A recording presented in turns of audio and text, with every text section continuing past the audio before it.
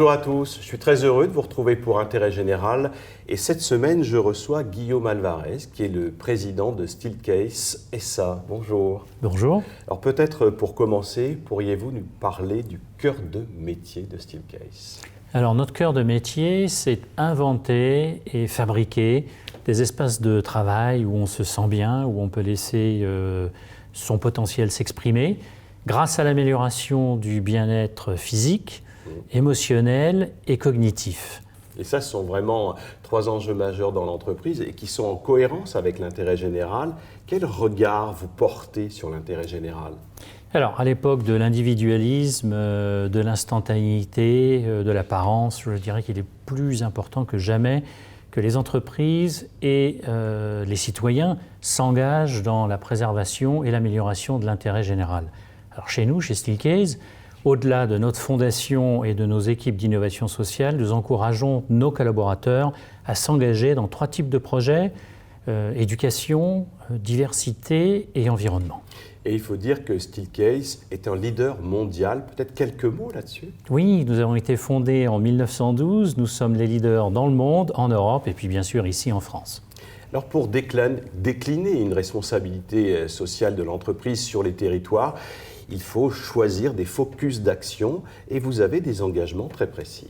Exactement. L'éducation pour les plus démunis, l'intégration des minorités et des migrants, et puis la préservation des ressources naturelles, la bonne utilisation des ressources, et puis la création de modèles d'économie circulaire qui soient viables.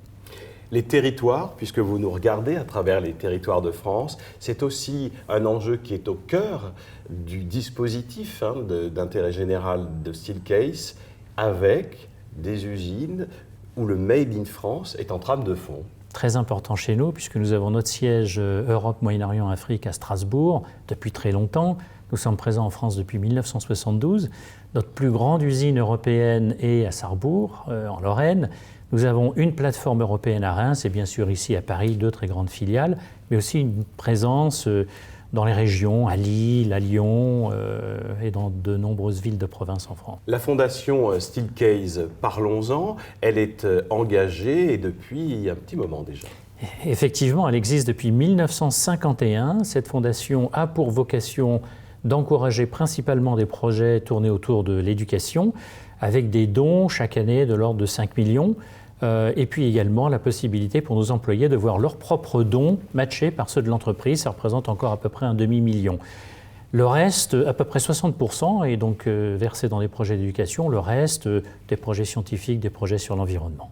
Alors si je vous demandais, et c'est difficile parce qu'il y a des engagements qui s'incarnent sur les territoires dans différents champs, on vient de le voir, d'en choisir un à titre d'exemplarité pour qu'on comprenne bien. Alors moi, un projet qui me plaît beaucoup, puisque c'est un projet qui vise à donner une qualification professionnelle en grande demande en ce moment à des femmes issues principalement des dernières vagues de l'immigration. Un exemple ici, dans nos usines, eh bien, on leur apprend la couture industrielle, qui est très différente de la couture grand public. Et vous voyez ici quelques exemples que je vais avoir le plaisir de vous donner, Didier, de sacs qui ont été faits par des femmes dans nos usines. Donc là, il s'agit d'incarner l'engagement de Steelcase par offrir aussi une formation tout à fait particulière dans votre cœur de métier à ces femmes issues de l'immigration. Absolument, et une formation résiliente, en grande demande, puisque aussi bien en Europe de l'Ouest qu'en Amérique du Nord, ce type de qualification nous fait défaut dans l'industrie. Alors il faut savoir peut-être que vous ne le savez pas, vous qui nous regardez, que Steelcase est engagé depuis le début, bien avant que cela devienne tendance ou à la mode, sur les sujets de l'environnement. Exact, des valeurs d'entreprise qui remontent à plus de 40 ans, avec la première, protéger l'environnement, mais également des valeurs humaines, dire la vérité, promouvoir des relations positives. Donc depuis très longtemps, nous sommes engagés dans l'environnement, avec des objectifs assez ambitieux, puisque dans les 5 dernières années, nous avons réduit notre utilisation d'eau dans le monde entier de 10%, d'énergie de 20%, les déchets de 60% et les émissions dans l'atmosphère de plus de 80%. Est-ce que vous pensez qu'il y a une synergie de marques à créer à déployer entre ces engagements et ce que représente la marque Steelcase sur les territoires? Ce n'est pas du greenwashing?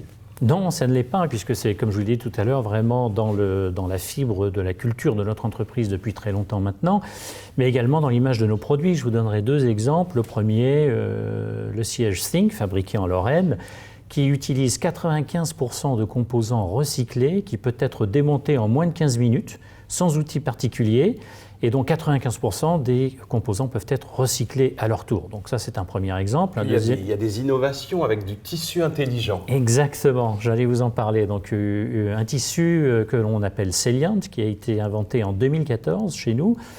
On a, pendant plus de 5 ans, vraiment testé en profondeur l'impact de ce tissu pour bien comprendre comment ça fonctionnait, et on le lance ce mois-ci.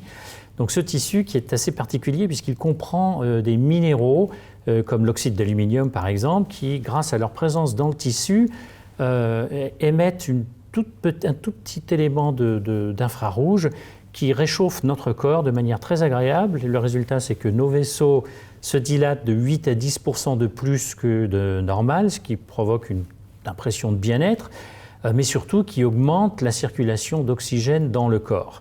Avec un test que moi j'aime particulièrement, le test du chien. Ah oui, alors le chien, il fait son choix vers cette chaise. Exactement. Quand on met un tas de tissus traditionnels et un tas de tissus Celiant, dans 100% des cas, les chiens choisissent le tissu Celiant pour y faire leur sieste. Guillaume Alvarez, ce que j'entends, c'est qu'il y a une conciliation possible entre ce que les anglo-saxons qualifient de business et le non-profit business. Finalement, ça peut être ensemble, ce n'est pas l'un ou l'autre. Clairement, c'est totalement intégré. Nous sommes convaincus que l'authenticité doit être le moteur des activités de l'entreprise et aussi de l'engagement de nos employés.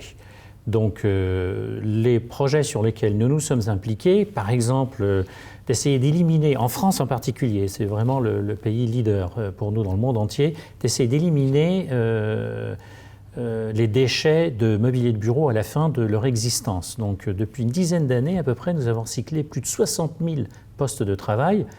Ça représente à peu près 600 tonnes de déchets qui ne sont pas arrivés dans des décharges. Et pour vous donner une idée du volume, ça fait à peu près 170 000 mètres cubes de meubles de bureau. Ça fait 44 piscines olympiques. Ah oui, donc c'est colossal. Pour terminer, peut-être caractériser un engagement par celui qui est le lien, les hommes et l'entreprise. 92 000 heures de bénévolat données par les collaborateurs Steelcase. Absolument, et dans de nombreux cas payés par l'entreprise quand c'est possible, ce qui nous a permis d'aider à construire des habitats pour des réfugiés, à participer à des projets pour combattre l'aridité des sols en Inde ou en Afrique.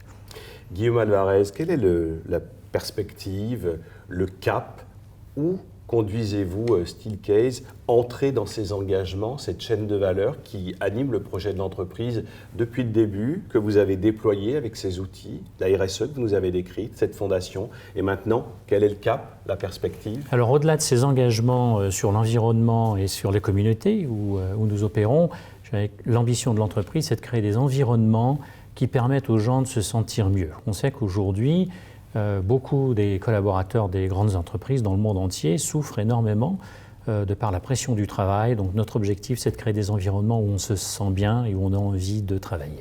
Merci. Nous aurons l'occasion d'en reparler ensemble si vous voulez bien. Merci de nous avoir accordé cet entretien. Merci à vous. Et à vous toutes, je vous retrouverai la semaine prochaine pour un autre numéro d'Intérêt Général. Au revoir et bonne semaine.